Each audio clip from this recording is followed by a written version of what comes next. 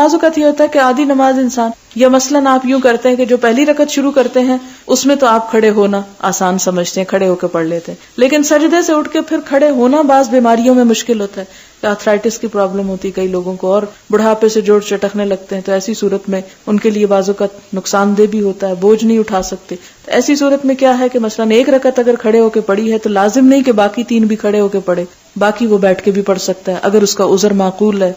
یہ بھی ہو سکتا ہے کہ کوئی شخص اتنی ہمت رکھتا ہے کہ ایک کے بعد 2 دفعہ کھڑے ہو جائے مگر زیادہ نہیں کھڑا ہو سکتا، تو ایسی صورت میں 2 رکعتیں وہ کھڑے ہو کے پڑھ لے اور باقی بیٹھ کے پڑھ لے. یا اسی طرح اگر کوئی 2 بیٹھ کے پڑھ رہا تھا کہ اسے محسوس ہوا کہ اب میری درد ٹانگوں کی درست ہو گئی ہے، اب میں کھڑا ہو سکتا ہوں، تو اس میں کھڑا ہو جائے.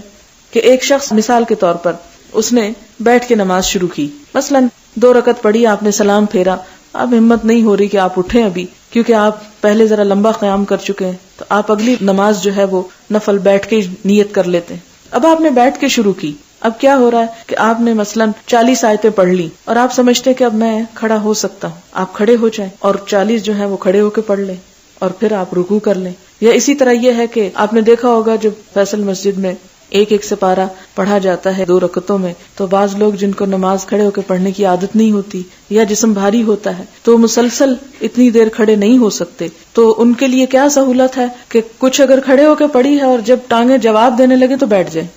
اور پھر وہ دیکھیں کہ اب امام جو ہے رکوع کے قریب جانے والا ہے تو پھر دوبارہ کھڑے ہو جائیں اور تھوڑی سی نماز پھر کھڑے ہو کے پڑھ کے رکوع کر لیں. تو اس بات کی اجازت ہے، اس کی سہولت ہے. یعنی ہمیں کتنی سہولتیں مل گئیں. ہمارے یہاں یہ تھا ہر کام کھڑے ہو کے اور نماز بیٹھ کے.